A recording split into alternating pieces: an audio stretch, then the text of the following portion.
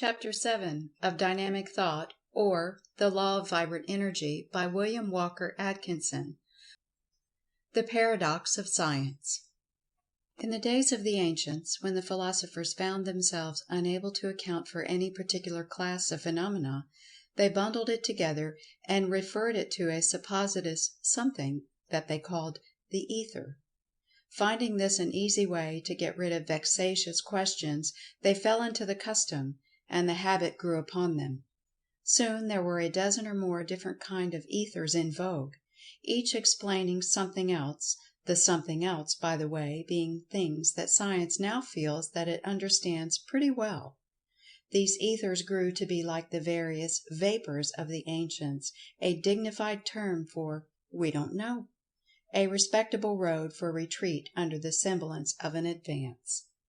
These ethers became a scientific scandal, and caused a lax mode of thinking among students of those times, and so they were finally abolished and relegated to the scrap pile of science, where they lay for many centuries until a comparatively recent period, when at least one of them was hauled forth, dusted, freshened up a little, and placed upon its old pedestal. This revamped ether referred to was the ether of Aristotle. Aristotle, as we know, was a famous Greek philosopher who lived about 350 B.C., about 2,250 years ago. He was a good man and a celebrated philosopher, but was somewhat deficient in scientific knowledge. Although he knew many things and uttered many wise thoughts, he was under the impression that the breath of man entered the heart instead of the lungs, that the back part of the skull was empty, and so on. He was without the advantages of a modern training, which was not his fault, however. Well, Aristotle conceived the idea of a universal ether, which he thought pervaded all space, and with which he accounted for the passage of light from the sun and stars, the movements of the planets, and various other physical phenomena. It is not known whether Aristotle really believed in this ether, or whether he merely used it as a speculative hypothesis, following the ether habit of his contemporaries. At any rate, his theory served its purpose, lived, flourished, declined, and died, at least seemed to be dead. But its corpse was resurrected in modern times and used to account for diverse things. This does not mean that modern thinkers really believe in the universal ether. They merely assume it as a working hypothesis, until something better is offered. Its principal modern use is to account for the transmission of light from the sun and stars to the earth. It was held that a thing could not act where it was not, and so it became necessary to account for the transmission either by the theory that small particles of substance were thrown off from the sun and traveled to the earth, or else that there was some medium of communication by means of vibrations, etc.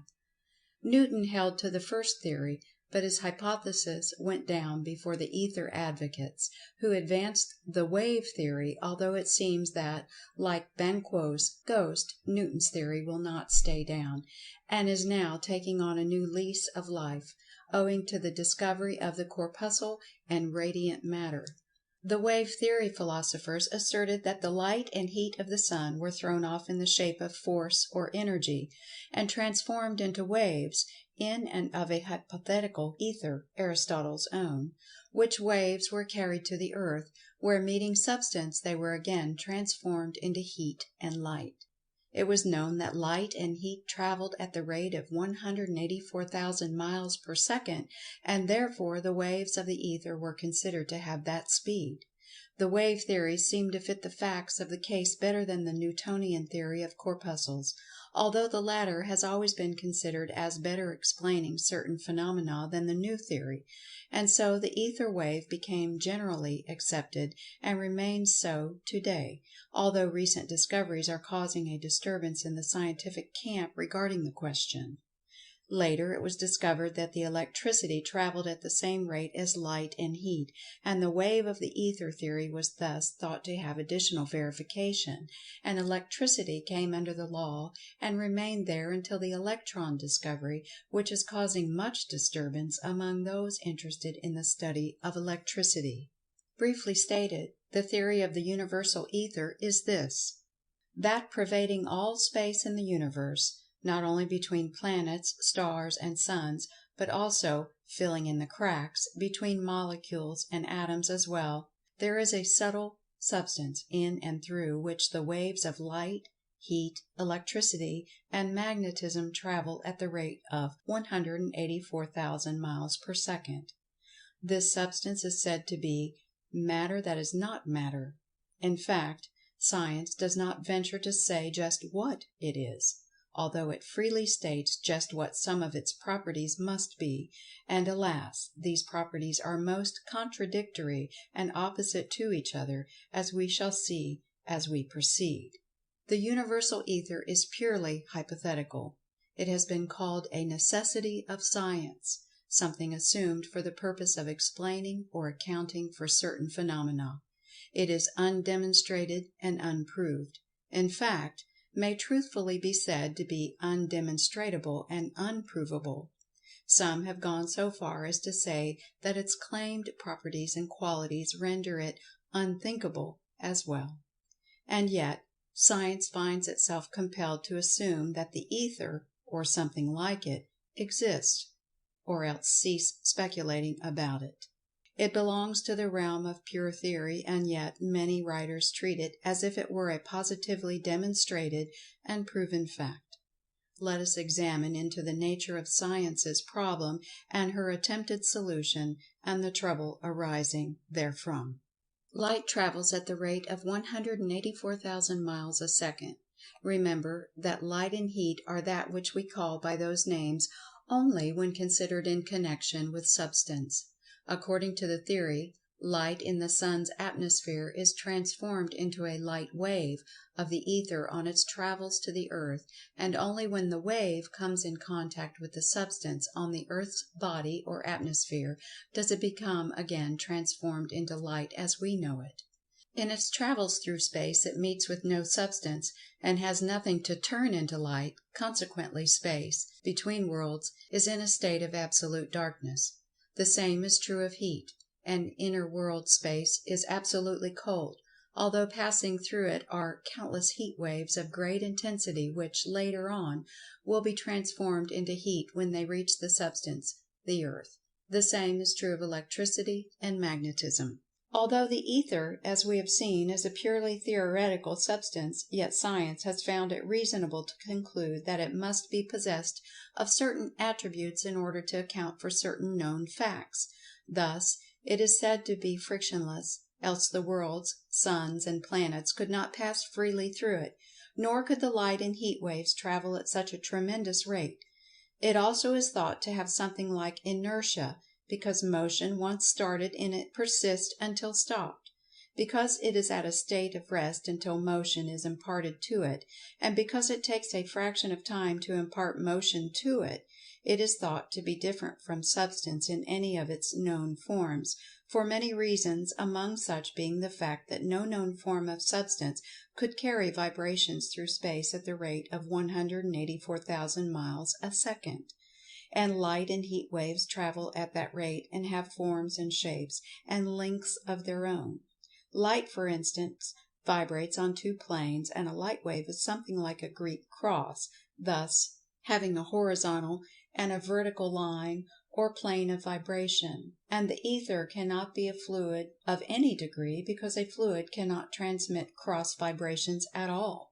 And it cannot be a solid, because a solid could not stand vibrations at such a terrific speed and still remain a solid. And yet, to transmit the two-plane light waves, the ether must have a certain degree of rigidity, else the waves could not travel. Lord Kelvin estimated this degree of rigidity as about 19 billionth of the rigidity of the hardest steel.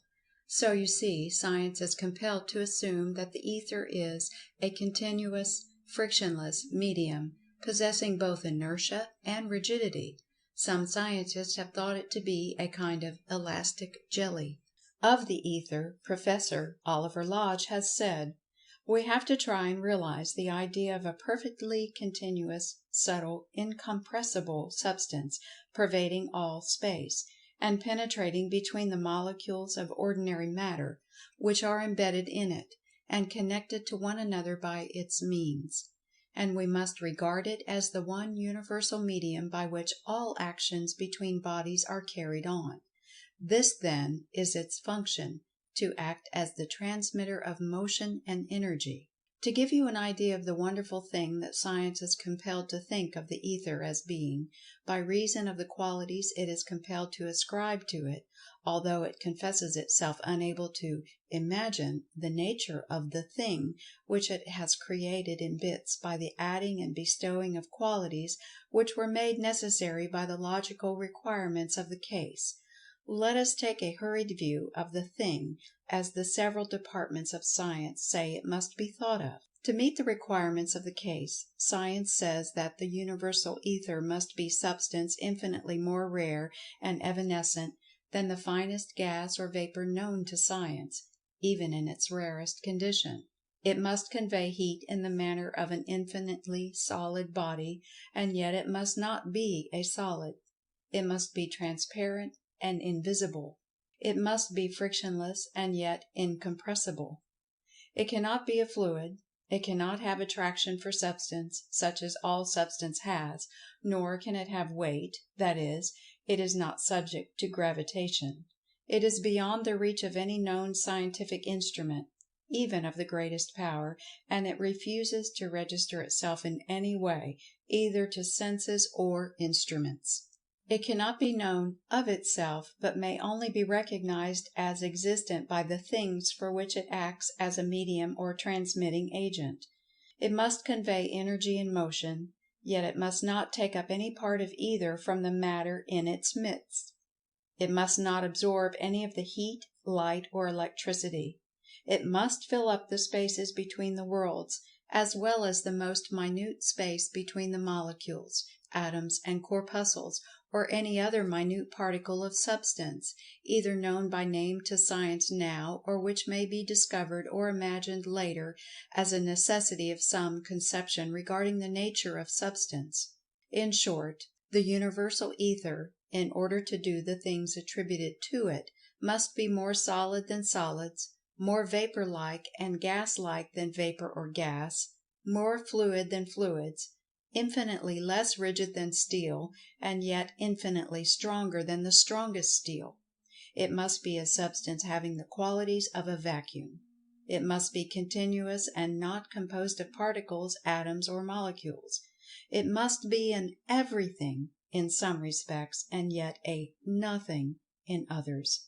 It must not be substance, and yet it must carry substance within its ocean of dimensions, and besides interpenetrate the most minute space between the particles of substance.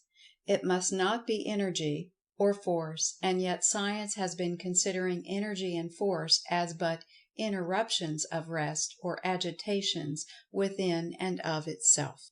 So you see that this mysterious, wonderful universal ether, in order to be at all, must be a something possessing certain qualities or properties of substance, many of the properties of qualities being exactly contradictory and opposed to each other, and yet it cannot be substance as we know it. It is a paradoxical thing.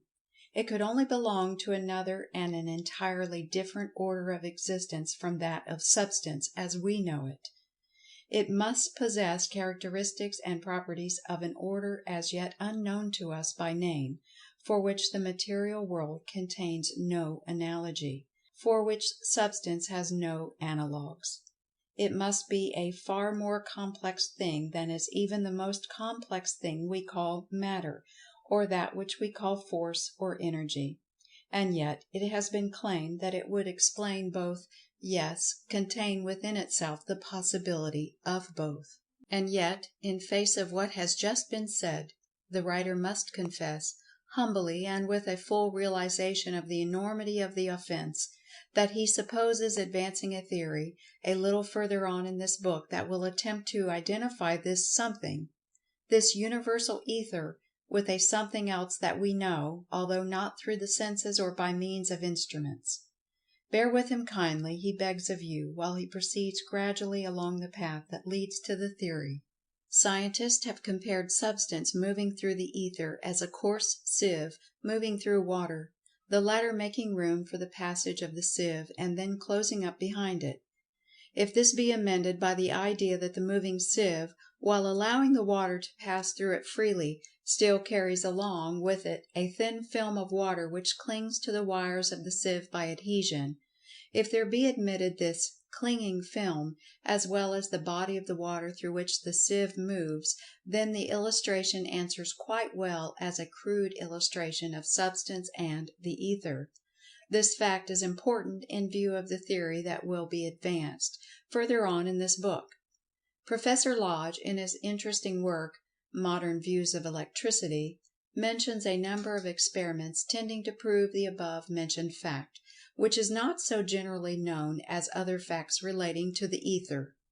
Until the discovery of radiant matter, bringing with it the new theories of the corpuscle or electron, etc., brushed aside into the dust heap many generally accepted scientific theories regarding the nature of Substance, the favored and most popular theory was what was known as the vortex ring, the theory of the atom.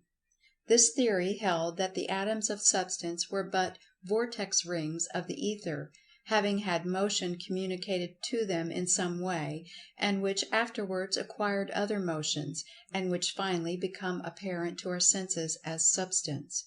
In other words, the atom was supposed to be a vortex ring of Ether, acted upon by force, in some unknown way, the character, nature and properties of the atom being determined by the shape and size of the vortex ring, the rate of motion, etc., etc.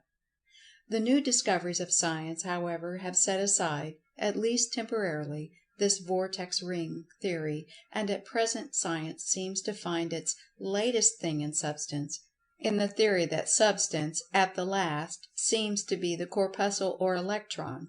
In other words, after many years of fancied security in a settled theory regarding the nature of Substance, science once more finds itself compelled to take up the search for the origin of things. But the theory of the Ether remains, and is likely to, although the names applied to it will change. By some it is still believed that in the Ether, a little further removed, rests the origin of Substance, and that the corpuscle may be the vortex ring product, instead of the atom. It will be noticed that science has made no serious attempt to connect the phenomenon of gravitation or attraction with the Ether. Gravitation stands alone, an outsider among the forces, responding to none of their laws, needing no time in which to travel, needing no medium like the Ether in which to transmit waves, fearing no obstacle or interfering body, but passing right through the same, different. And we shall see why this difference when we reach the point where our theory brings us to the point where we must substitute something else for that great paradoxical general solvent of modern science, the Ether of Aristotle. We shall reach the point after a brief consideration of motion, force, and energy. End of Chapter 7.